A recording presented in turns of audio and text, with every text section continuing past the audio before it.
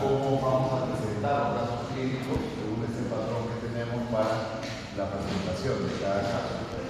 Okay. Entonces, rápidamente vamos a pasar por esto, porque esto ya lo hemos visto, así que rápido vamos a revisarlo. Solamente recordar que el diagnóstico, el diagnóstico clínico en ortodoncia es el procedimiento que va a determinar las alteraciones presentes tanto a nivel craneofacial como el sistema ¿no? No es solamente ver los dientes, es ver los dientes, los maxilares, todo el macizo craneofacial, cómo es que va a tener o no alguna alteración de acuerdo a lo que nosotros podamos visualizar. ¿Okay? Tenemos que ser siempre así, meter el dedo en la llaga, ¿no? O sea, tenemos que ser muy acuciosos en lo que vemos, en lo que hacemos, no confiar en nada, sino en lo que vemos, palpamos, tocamos. No podemos solamente ser subjetivos, ¿no? Y decir, ah, bueno, parece esto. No, lo tocaste, lo viste, lo palpaste, lo confirmaste, ahí recién va a tu diagnóstico, ¿cierto? Para llegar a un diagnóstico definitivo debemos pasar por un estudio, un interrogatorio y una observación muy minuciosa, ¿no? Tenemos que observar bien, ver bien todos y cada uno de los aspectos clínicos del caso que vamos a ver. ¿Okay? De todas aquellas alteraciones que podamos verificar clínicamente, así como todos aquellos exámenes auxiliares disponibles, ¿no? Recuerdan que para el diagnóstico tenemos no solamente la visualización clínica de lo que tiene el paciente, ya sea a través de las fotografías, de los modelos de estudio, ¿no? Pero también tenemos otros auxiliares de diagnóstico, como es qué cosa, la radiografía panorámica, la CARFAL, la cefalometría, ¿no es cierto? La cefalométrica o la lateral estricta para hacer cefalometría, los análisis de dentición, en fin, todos los métodos auxiliares que van a ser parte del diagnóstico, ¿no? Y eso siempre hacemos hincapié. No hay un diagnóstico solamente con ver los modelos, no hay un diagnóstico solamente con ver las fotos, no hay un diagnóstico solamente viendo la cefalometría o la panorámica. Es el conjunto de todas estas cosas lo que nos va a dar el diagnóstico final o aquello que nosotros llamamos en el semestre anterior como sumario de diagnóstico, ¿no es cierto? Ese sumario de diagnóstico es la suma de todas aquellas partes que hemos visto en la fase clínica, en lo que es el modelo de estudio, en lo que es radiografías, todo ese conjunto recién nos va a dar como resultado un sumario de diagnóstico, ¿no? Todo ese resumen de todos los problemas que tiene el paciente, o como por fin le llamaba, el listado de problemas que tiene el paciente, ¿no? Cuando hablo de listado de problemas, recuerden que no estamos hablando de ¿qué cosa? El listado de problemas solamente es aquellas cosas que están alteradas o mal en el paciente. Entonces, si tiene competencia labial, pues no vas a poner ausencia de incompetencia labial, ¿no? Como muchos alumnos han puesto, ¿no? Por llenar, ausencia de incompetencia labial. ¿Para qué lo ponen, no? Si no tiene, está bien, ¿no es cierto? Ok, ya está comiendo chicharrón, ya te digo. Okay. Le ponía esta gráfica, ¿no? De la gitana, ¿no? Antiguamente había gitanas cerca de la Plaza San Martín, ¿no? Y te capturaban y te agarraban para querer leerte la mano, leerte el futuro y qué sé yo, ¿no? ¿Y qué hacen las gitanas cuando te ven, ¿no? O sea, te analizan, te miran, quieren ver cómo le miras fijamente, ven las reacciones que tienes ante tal o cual cosa que ellas te dicen, ¿no? O sea, te dicen algo y tú te quedas así o pones cara de extrañeza y ya saben que van por mal camino y cambian, ¿no? Que te dicen, ah, te ven la mano, ¿tienes aro? Ah, eres casado, sí, soy casado. Claro. Entonces, por ahí te dicen, tiene, no sé, 3 hijos, yo tengo 4, entonces te quedas mirando así, ¿no? Ah, no, 4. Ya, ah, sí, le vas creyendo. Pero son muy observadoras, el punto es ese, ¿no? Llegar a observar, ver al paciente. Cuando tú le hablas, lo interrogas, le haces la anamnesis, le haces la historia clínica, observas al paciente, vas observando, Recuerden, por ejemplo, ¿no? Cuando les decía, ustedes tienen que evaluar los hábitos, ¿no es cierto? Pero los hábitos no lo vas a evaluar diciéndole al paciente, oye, ¿qué hábito tienes, no? Porque el paciente de repente ni es consciente del hábito o mal hábito que tiene. De repente le chupa el dedo y no es consciente de ello, ¿no? Pero por ahí está conversando contigo, así lo ves que comienza a morderse las uñas, ¿no? Y en ningún lado te dijeron que tenía onicofagia, ¿no? Entonces por ahí le ves la manito, tiene las uñitas así típicas de la onicofagia, como la mía, ¿ya? Y ya le saca, pues, ¿no? Ah, ya, tiene onicofagia, ¿no? Y así vas sacando datos del paciente, de la observación que tú haces de él, o del interrogatorio mismo que le vas haciendo. Hay palabras claves o cosas claves que te van a indicar otras cosas, igual que la gimnasia, que te dice una cosita y por ahí va abriendo camino, ¿no? Porque, sí, ve que va por buen camino y comienza ya a lanzarte más preguntas por ese lado y te va sacando la información sin que tú te des cuenta. Igualito, ustedes tienen que ser un poco así, un poco sacar la información al paciente, al tutor, al padre, a quien venga con el paciente, para poder recolectar toda la data que ustedes necesiten sobre el paciente. Toda la data. Entonces, ustedes tienen que ser muy, muy acuciosos en el interrogatorio que le hacen al paciente o al padre, madre, en fin. Porque ustedes van a sacar muchos datos interesantes para el diagnóstico. ¿Ok? Todo aquel paciente que llega a nuestra consulta debe ser observado desde que entra a la consulta, ¿no? O sea, tú no solamente lo ves ya en el sillón, mira cómo camina, mira cómo se para, mira cómo se expresa cuando habla, ¿no? Si tú ves un pacientito que entra pues todo así, encorvadito, con los hombros metidos, la cabecita así, la boca entreabierta y tal, ¿no? Entonces ya puedes presumir que tiene algún tipo de problema respiratorio, ¿no? Entonces no necesitas ni siquiera preguntarle, ya te das cuenta. O le ves acá los pómulos muy aplanados, ¿no? Ojeras. O sea, no es que sea trasnochado, es que no respira bien, ¿no? Entonces es lo más probable que tenga problemas alérgicos respiratorios. Entonces todas esas situaciones ustedes tienen que preverlas y mirarlas en el paciente desde que el paciente llega, desde que el paciente entra, ¿no? Debemos observar cómo camina para descartar ataxias, características de algunas enfermedades o alteraciones neurológicas, ¿no? Entonces, ustedes ven un paciente que va entrando y cómo camina. Camina normal, camina arrastrando los pies, de repente es un niño de 10 años y camina arrastrando los pies como viejito, ¿no? Entonces, no corresponde a la edad, puede haber algún problema. O de repente hay una forma de caminar media rara que te puede estar indicando que tiene un problema neurológico también, ¿no? Pacientes, hay niños con Parkinson y los parkinsonianos tienen una característica al caminar, que caminan como que si nada los va a detener, entonces así comienzan a caminar así. No, nada, no lo detienen. Si para parar tienen que ir parando gradualmente porque si no se chocan contra algo. Entonces también puede ser eso. Entonces tienen que ustedes ir mirando e ir ligando las cosas que van aprendiendo a lo largo de la carrera. Ustedes van a llevar semiología, si no han llevado, ¿ya han llevado semiología o no han llevado? Sí, están llevando, claro, llevan semiología, conocen las enfermedades sistémicas, qué características tienen las enfermedades sistémicas y cómo va a repercutir en las diferentes áreas del desarrollo del niño y del adolescente, ¿no? Entonces ustedes tienen que siempre ir ligando las cosas, ¿no? O sea, de este curso de acá, ¿por qué llevo esto y cómo lo ligo? ¿No? Tienen que buscar el punto de unión entre ellos, ¿no? Un poco que el secreto está ahí, ¿no? O sea, el buscar cómo ligar todas las áreas de las que ustedes están teniendo acceso, ¿no? O sea, vale decir, curso de medicina, de imagenología, de todo lo que llevan, tiene un porqué, ¿no? Tiene un trasfondo que a la larga ustedes tienen que ir encontrando ese nexo, ir armando ustedes su propio interrogatorio, su propia forma de abordar al paciente o a los padres para eso que vimos en antes, sacarles información, ¿no? Si entra un paciente caminando así, obviamente tiene un problema, ¿no? ¿No es cierto?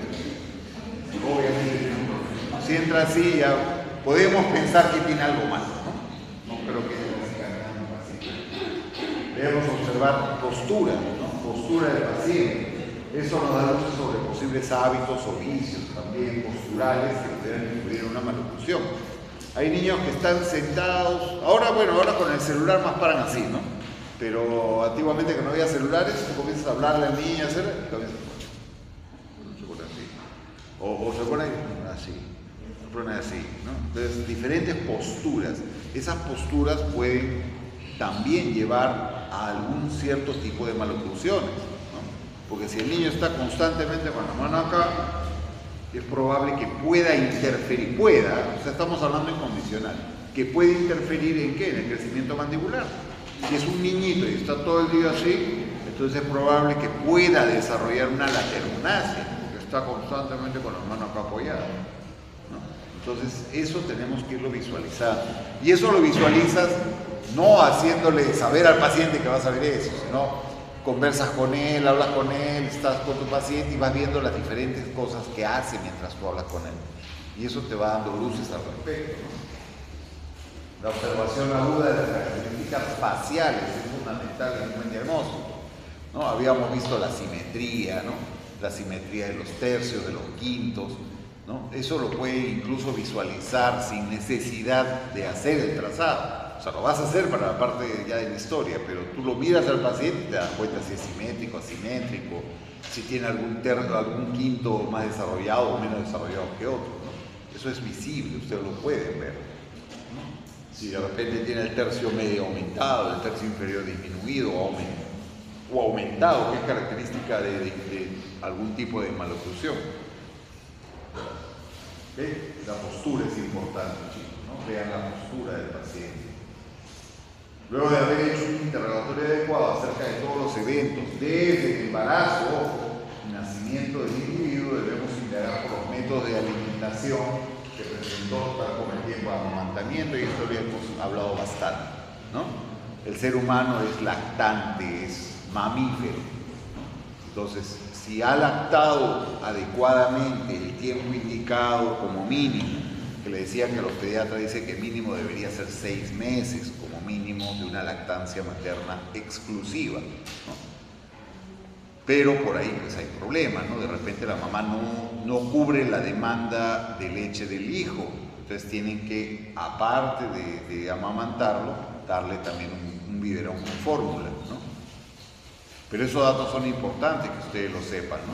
O sea, el paciente lactó, no lactó, cuánto tiempo lactó, fue lactancia materna exclusiva al inicio, fue mixta o fue solo artificial, ¿no? Entonces ahí hay diferentes tipos de problemas que pueden presentar a futuro. Yo les contaba de mi hija menor, ella cuando nació a los días nomás presentó ictericia, pero una ictericia severa, ¿no? Casi se me baja. Entonces la llevamos a emergencias pediátricas y ahí la vieron y la tuvieron que internar, ¿no? A los días de nacida. Entonces eso dio como consecuencia que a mi esposa se le secara la leche, porque no había el amamantamiento de la bebé. Entonces ella prácticamente sí, desde el inicio prácticamente fue lactancia artificial exclusiva, ¿no? Entonces eso también tienen que indagar ustedes, ¿no? ¿Cuánto tiempo lactó? Es importante, ¿no? Y les decía la vez pasada sin exagerar que hay niños que lactan hasta grandes. 2, 3, 4 años, y por ahí algunos me dijeron más, que habían lactado, ¿no? Entonces, es importante saber eso de pasa, hijo, ya llegaste con las justas. Oye, ya cierren la puerta ya. Portal, cierra el portal. Cierra el portón. Muchas gracias. Cierra. Ya no está. Ya está, gracias. ¿Ok? El amamantamiento, ¿no? Fundamental para el desarrollo, para el crecimiento y desarrollo humano. Pasen la lista, por favor. ¿Ok? Luego indagaremos acerca de posibles enfermedades de la niñez y o existentes, ¿no? Traumatismos y cualquier otro que pudiera servirnos para el planteamiento del sumario de diagnóstico, ¿no? Los traumatismos en niños son bastante frecuentes, ¿ya? Por eso que dentro de ODP ustedes llevan un capítulo prácticamente sobre lo que son traumatismos, ¿no es cierto? Y esos traumatismos pueden traer a diferentes edades diferentes consecuencias, ¿no? Pérdida prematura de piezas, ¿no? A veces anquilos y de piezas temporales por el trauma, ¿no? También puede suceder, ¿no? Y diferentes cosas que nos van a servir para el diagnóstico, ¿no? Ustedes ven un niño de 12 años con un incisivo central superior deciduo, ¿es normal o no es normal? No, no es cierto, porque a los 12 años ya no debería estar ahí. Entonces, ¿y qué pasó? ¿Por qué no salió? Entonces, ¿qué cosa puedes hacer? Primero es indagar, antes de decir radiografía. No, primero pregunta, señora, ¿y este diente nunca, qué pasó con él? ¿Nunca lo cambió? ¿Qué pasó? ¿Tuvo algún golpe, algún traumatismo? Ah, sí, se cayó cuando tenía 3 añitos, se dio en la parte anterior. Entonces ves el dientecito cambiado de color, ¿no? Oscurito, ¿no? Pero bien durito, y tiene 12 años. Uy, ¿qué pasó? Recién ahí ya toma su radiografía, ves, y de repente el germen está ahí, está completo el diente inclusive, pero no baja. ¿Por qué? Porque se ha anquilosado el incisivo, ¿no? Por el traumatismo. Entonces, ¿cuál es la etiología de que ese paciente no tenga su incisivo? Pues el traumatismo que ocasionó una anquilosis del diente temporal, ¿no? Entonces, eso ustedes tienen que indagarlo. Acostúmbrense a siempre indagar, a ver qué piezas hay. Pero ojo, y ese es el problema del semestre anterior, que muchos de ustedes no conocen ni siquiera la anatomía dentaria de los deciduos ni de los permanentes. Entonces confunden una premolar con una molar decidua, que no tienen nada que ver. Sin embargo, la confunden. O algunos inventaron piezas que no existían.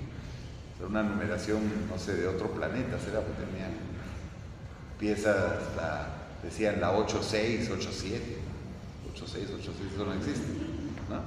Entonces, pero hacían eso. Entonces, tienen que saber cuáles son las anatomía, o cuál es la anatomía de todas las piezas dentales. Repásenlo, véanlo, ustedes van a trabajar en eso. O sea, si no saben mínimamente cuál es la anatomía de una pieza dentaria, no van a poder hacer restauraciones, no van a poder hacer una buena endodoncia, no van a encontrar los conductos, ¿no? Ahorita están sufriendo ustedes con eso, la mayoría, ¿no? Están haciendo endodoncia y no encuentran los conductos, les queda corto. ¿Ya? Y he visto a algunos sufriendo por eso, ¿no? Si tú conoces la anatomía, más o menos puedes saber para hacer una buena apertura cameral, por ejemplo, para hacer una restauración. Entonces, todo eso tienen que saber, tienen que estar siempre al día con eso, ¿ya? Ahora, en cuanto a las clases 1 ya, ¿no? Las clases 1, tal cual, acuérdense que existen maloclusiones de clase 1. Si bien es cierto, la clase 1 es lo que consideramos como un ideal, ¿no? Pero también tiene problemas.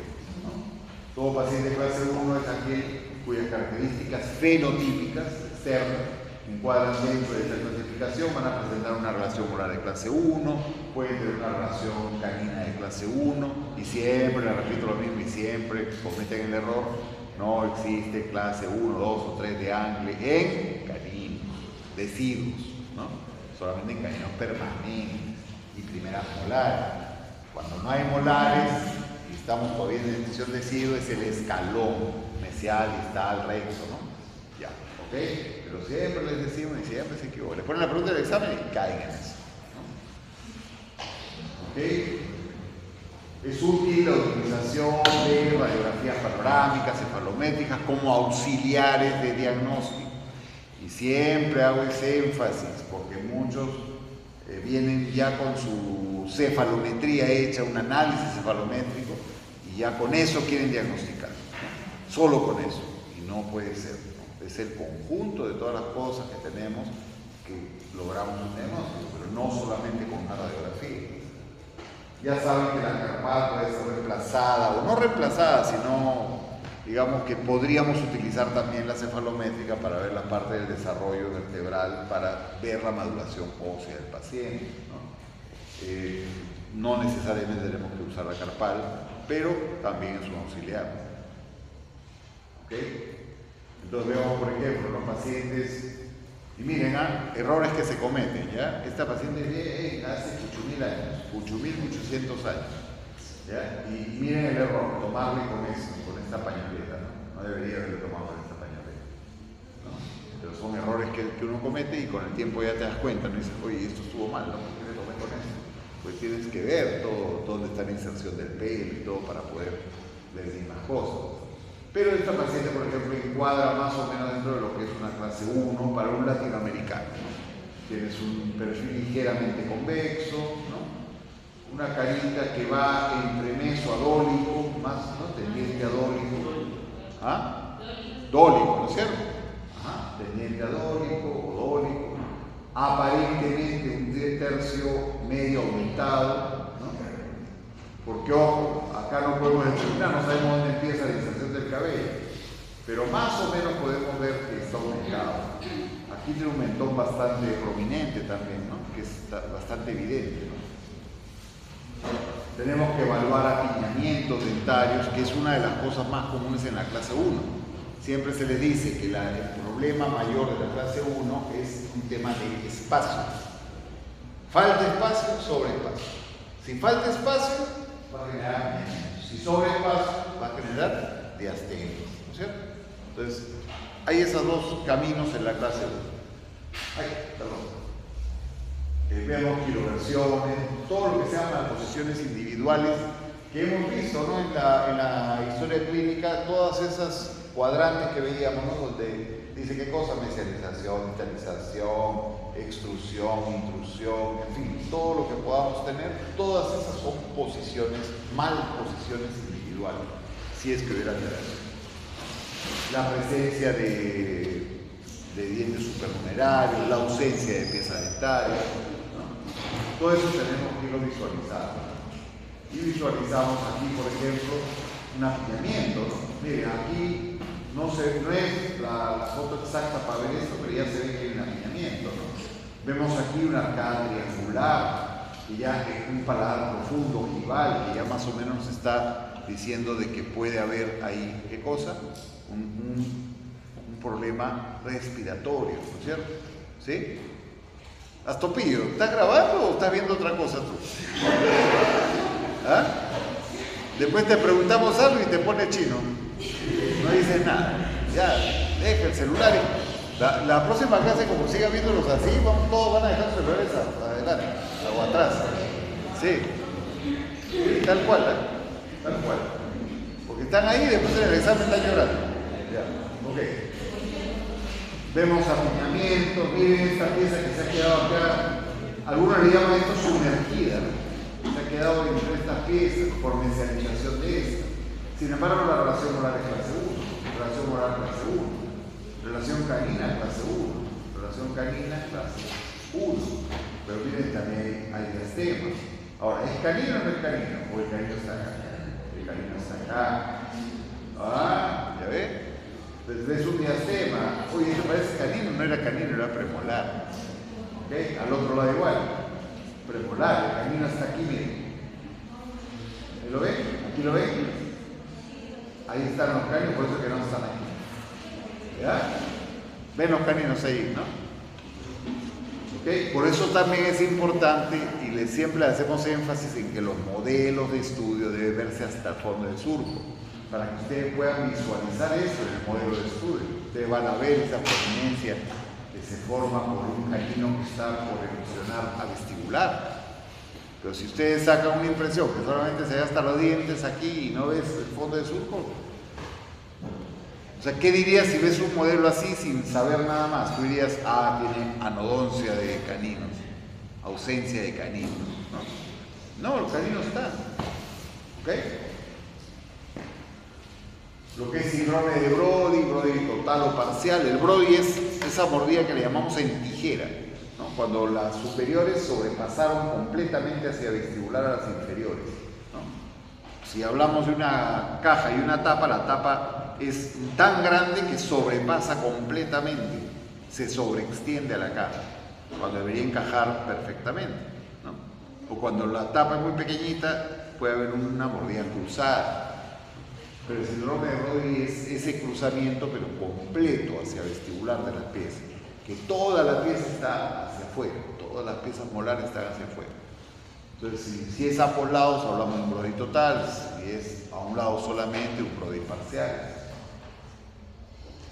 Algo muy común en pacientes alérgicos respiratorios, la atresia del maxilar, ¿no? O sea, ese maxilar estrecho, muy estrecho, ¿no? Las asimetrías dentarias. Cuando hablamos de asimetrías dentarias, hablamos de la posición de las molares, una respecto de la otra, de las primeras molares. Entonces dices, por ejemplo, ¿no?, que una molar está adelantada 2 milímetros o 1 milímetro con respecto a la otra. Ahí determinas cuál es la que está en buena posición. O cuál está más avestibular que la otra. También puede ser. Eso hablamos de simetrías dentarias a nivel de molares. Y luego tenemos la desviación de las líneas medias, ¿no? Ojo, que este tema de la línea media es un tema interesante, ¿no?, porque muchos se preocupan por la línea media. Hay muchos pacientes que tienen obsesión con la línea media, ¿no? Astopino, lo va a quitar el celular. Ya, mejor guarda. ¿Okay? Por una hora de clase no se va a acabar el mundo. Nadie te ve. ¿Okay? Entonces, estas desviaciones de línea media muchas veces son mitológicas, ¿no? O sea, es parte de la mitología en la ortodoncia. Nadie te ve así. Nadie. Solo el ortodoncista o el dentista. Nadie más te va a ver así, ¿no? ¿Ya? ¿Sí o no? ¿Cómo andamos normalmente? En oclusión. La mayor parte del tiempo estamos en oclusión. Entonces a veces nos dicen, y línea media no coincide.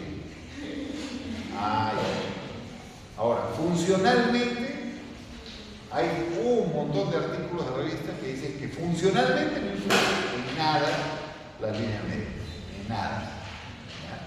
Salvo que se trate pues, de una asimetría o de una lateronasia marcada, pero si es solo dentaria no pasa nada. Entonces, lo que determinan es 2 milímetros derecha-izquierda, podrían considerarse hasta normal, ¿no? Claro, la tendencia es a tratar de centrarlas, pero es tan mitológico que, por ejemplo, casos de un apiñamiento abajo, por ejemplo, ¿no?, muy severo, ¿no?, de, no sé, 5 milímetros, muchas veces un tratamiento es sacar un incisivo. Y es un tratamiento muy válido. Dejas un incisivo central, bien centradito en la línea media, y los dos laterales a los lados. Y se ve simétrico. Y nadie se da cuenta, salvo que seas dentista, ¿no?, de que te falta un incisivo. Nadie se da cuenta que en la línea media exacta está un incisivo central ahí puesto. Nadie se da cuenta. Hay varios casos que se utiliza eso para no sacar dos premolares, y si atrás está todo bien encajado en clase 1 y tienes un apiñamiento severo, sacas un incisivo. Y queda perfectamente bien. Y se ve perfectamente bien. ¿Qué más? Extrusiones, intrusiones, biprotrusión dentaria y o esquelética, no es lo mismo. Tú puedes tener una biprotrusión de los maxilares, más los dientes estar en buena posición. O puedes tener los maxilares bien posicionados y los dientes protruidos, ¿no?, muy sobresalidos. No es lo mismo. ¿Okay? Apiñamientos, ¿no?, diastemas, ¿no? Tenemos diferentes situaciones. Miren, el diastema acá ocasionado porque el lateral está, ¿cómo se dice? En palatoversión. Está versado hacia palatino, ¿no? Está todo, con su eje y todo está hacia palatino. Entonces, por ejemplo, ¿okay? En las clases 2, ¿no?, claro, tienen características diferentes a la clase 1. Generalmente ustedes ya ven un perfil más convexo, ¿no? En la clase 2, primera división, son aquellos de tipo de pajarito que le llamamos, ¿no?, bien pronunciado, ¿no? El predominio en tamaño a simple vista aparece como de mayor rango en el maxilar superior, pero recuerden siempre eso, que puede ser porque el maxilar superior es muy grande, la mandíbula normal, puede ser porque el maxilar superior está normal y la mandíbula es muy corta, o la combinación de los dos, este es muy largo y este es muy corto, ¿no? Entonces es importante determinar, ahí sí ya con la cefalometría, determinar cuál es el problema del paciente, ¿no? ¿Qué está ocasionando esa clase 2? Si es porque la maxila es muy grande, si es porque la mandíbula es muy pequeña o por si es la combinación de ambos. ¿Y por qué es importante esto? Porque de eso va a depender al final qué tratamiento vas a hacer. No es lo mismo tratar una clase 2 por exceso de maxilar que una clase 2 por déficit mandibular o que una clase 2 por la combinación de ambas, ¿no? Entonces, eso tenemos que tenerlo en cuenta, ¿ya? ¿Okay? También se puede visualizar como una micronasia mandibular, lo que decía, ¿no? A veces se ve como que la más chiquito, ¿no? Y vemos este perfil, ¿no? Bastante convexo. Miren aquí, por ejemplo, el exceso de la maxila es evidente, no tanto así que el paciente presenta una incompetencia labial que hace que se le vea ahí los dientes. Antiguamente les decía esto diente frío, pues siempre como está después estaba frío, diente frío, digamos. Eso los abuelos les decían, ese diente frío. Puede verse una marcada vestibularización de incisivos en la clase 2, primera división, me acuerdo. ¿Ya? Tanto superiores como inferiores, pero en menor grado los inferiores, ¿no? Y la relación molar normal para estos casos es de clase 2 de Angle, ¿no? O sea, relación molar. Y la relación canina también suele ser de clase 2, ¿no? Es diferente, la cual van a ver ustedes qué cosa, que el canino superior está muy por delante del canino inferior, al revés que en la clase 3, ¿no? Lo contrario exactamente. También tenemos las subdivisiones, acuérdense, derecha-izquierda, cuando hay un lado que no coincide con el resto. Por ejemplo, perdió, no sé, una pieza abajo, se corrió la molar y entonces las molares están en clase 1, pero todo lo demás es clase 2, ¿no es cierto? Entonces, todo, ven el perfil, es clase 2, ¿no? Solo le falta decir pío pío, ¿no? Clase 2 por todos lados, sin embargo, por ahí tienes una clase 1 molar. Y yo, ¿qué pasó? ¿Por qué tiene clase 1 molar? O en ambos lados. A veces ha habido pérdida prematura de piezas a ambos lados, pero es una clase 1 molar. Dice, pero tiene clase 1 molar, pero tiene ANB de 8, ¿no? Entonces, ¿cómo va a ser? Entonces, muchas veces es por eso. Entonces, por eso es que el conjunto de todas las cosas es lo que nos lleva al diagnóstico final, ¿no? Miren cómo se ríe, expone todo esto, miren cómo el labio se le queda acá metido, acá arriba, en la sonrisa, ¿no? Esta es la parte interior, miren cómo se ve, tremendo, maxilar, enorme. Aquí abajo incluso hay un ligero apiñamiento, ligero, pero había pérdida dentaria. Esta es una foto cuando era chiquito el paciente, ¿no? Y bueno, ven, miren la distancia que hay entre los incisivos, el overbiel súper aumentado, el overbite, miren, casi a un 98%. O sea, casi cubrió todo el diente inferior, cubrió, ¿no? ¿Ok? La clase 3 es exactamente lo contrario, ¿no? O sea, puede ser igual, ¿no? De tres formas. Que la mandíbula sea muy grande, Marín, que la mandíbula sea muy grande, que la mandíbula sea normal y el maxilar, que la mandíbula sea normal y el maxilar sea pequeño, ¿no? También en clase 3, ¿no? Es la combinación de los dos, ¿no? Que el maxilar sea pequeño y la mandíbula ligeramente grande. Igualmente que en la clase 2 eso va a determinar al final qué tipo de tratamiento va a llevar el paciente. Por eso es importante determinar eso. Entonces miren una paciente que es clase 3, ¿no? Dentro de las traducciones de clase 3 vamos a tener estas diferencias que hemos hablado e incluso hay una más que es la pseudo clase 3, ¿no? Pero la pseudo clase 3 en realidad es un clase 1 que tiene mordida cruzada anterior, ¿no? Esa es la pseudo clase 3. O sea, todo es clase 1, pero adelante están cruzados, está invertido, ¿no? Esa es una pseudo clase 3. ¿Ya? Ok, seguimos. Factor etiológico puede ser hereditario. La mayoría de los clases 3 son hereditarios, 100%. Debemos realizar un diagnóstico clínico y radiográfico. El cuerpo mandibular es notoriamente más largo que la rama ascendente. Y esa es una de las características más comunes de los clases 3, ¿no? La rama es cortita y el cuerpo es largo. Ojo, puede ser que incluso haya crecido en sentido horario, pero ustedes siempre ven esa relación de una rama corta y un cuerpo largo, pero así. Entonces a veces se camufla como clase 1, ¿no? Es más, en Steiner les puede salir como clase 1, sin embargo es clase 2. Por eso es que se les ha enseñado también la proyección USP, para que sepan determinar cuál es la realidad de la relación maxilomandibular, ¿no? En sentido cervical. ¿Ok? puede verse disimulado por este crecimiento horario, lo que le decía, ¿no? Entonces miren esta mandíbula, ¿no? Rama corta, cuerpo largo, ¿no? Este es un poquito más proporcionado, pero también es un poquito largo, ¿no? Ambos clase 3, ¿no? Y lo corroboran con la radiografía, ¿no? Con la cefalometría, ¿ok?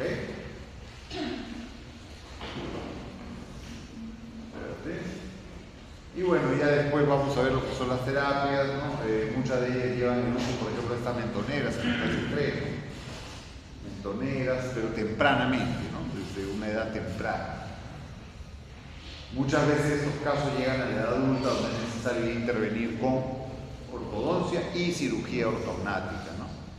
En la cual se hace pues el recorte mandibular para poder llevar hacia atrás la mandíbula, ¿no? Generalmente reduces el tamaño del cuerpo mandibular, ¿no? O en algunos casos incluso más complejos pueden incluso hacer una doble cirugía cuando es la combinación de ambos, o sea, hacer una superior de adelantamiento y una inferior de retroceso, porque a veces la discrepancia es tan grande que no solamente necesitas mover la mandíbula, sino también adelantar la maxila, ¿no? Entonces una doble cirugía ortognática que se hace, y es bastante común, para la clase 2 también, o sea, puedes usarla para reducir, digamos, el tamaño superior, pero también para adelantar la mandíbula también, ¿no? Entonces también es bastante común. Y bueno, eso ya, por ejemplo, este caso, ¿no? En el cual es un clase 3, ¿no? También, pero es más que nada por un exceso mandibular, ¿no? ¿De qué se ríen? ¿A quién se parece? Se ríen. ¿Okay? Y así, o sea, estos son los 3 tipos o todos los tipos que se ven para la clase 3. Yo creo que la clase 3 es la más característica, así que van a poderla fácilmente identificar. Miren esta clase 3, por ejemplo, con mordida cruzada, posterior, anterior. Miren la dirección que toman las piezas inferiores, ¿no? Miren cómo están todas direccionadas hacia el lingual. Es como si estuviera todo así, hacia el lingual todo, ¿no? ¿Es por qué? Porque naturalmente la naturaleza siempre trata de compensar las cosas. Si estas molares estuvieran en su sitio bien derechitas, sería recontra cruzada esa mordida, ¿no es cierto? Entonces un poco que tratan de meterse las molares para poder chocar bien con las de arriba.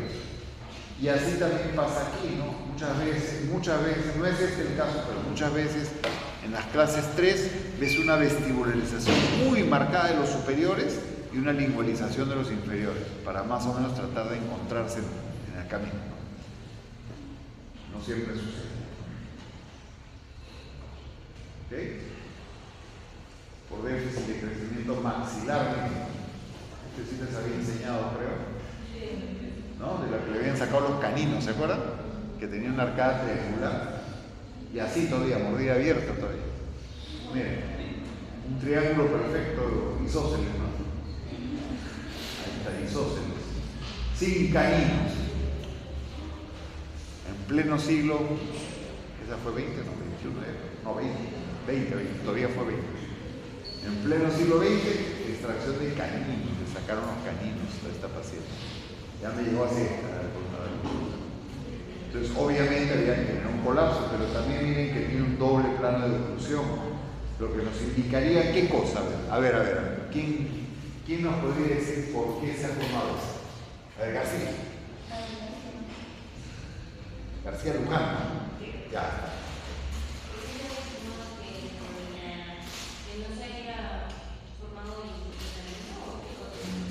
Ojo, eso de lo que llamamos un doble plano de oclusión. Pues mira, hasta aquí hay un plano y aquí hay otro. ¿Por qué crees tú que puede haber pasado eso?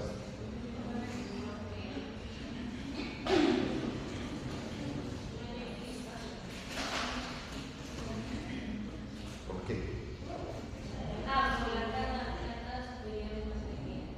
No, porque podría haberse quedado todo planito y simplemente quedado en la. Pero acá superior que tiene planito todo. Pero acá tienes plano aquí, plano acá. ¿Ah? La lengua, ¿no es cierto? La lengua se sobrepasa, se sale hacia adelante y genera esa mordida abierta anterior. Y en este caso es típicamente, ¿miren dónde está la lengua? Ahí está.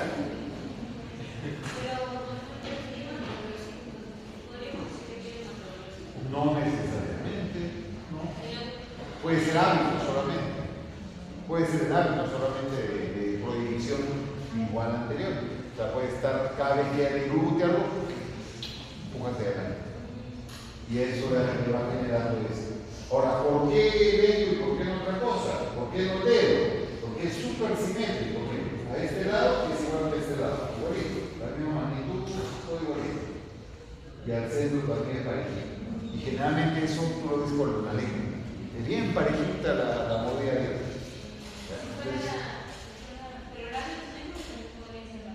¿Cómo? El labio, difícilmente el labio. Difícilmente el labio porque no tiene el labio que tenía la paciente. A ver si ve.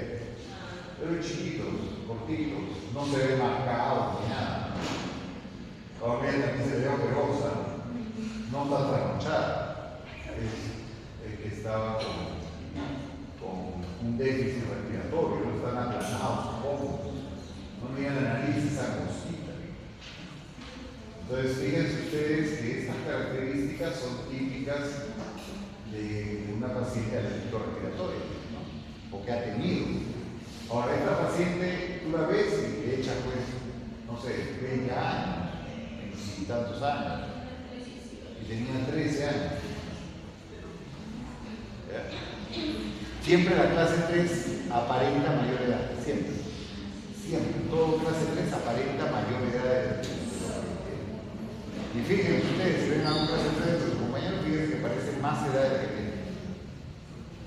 Ahí está, mira, ¿ok? Otro clase 3, ya en definición mixta, ¿no? Viene con mordida cruzada. Este es el final de esa paciente. Pero esta paciente usó máscara facial para contracción del maxilar superior, porque mire, bien aplanado aquí, no había desarrollo, pasó.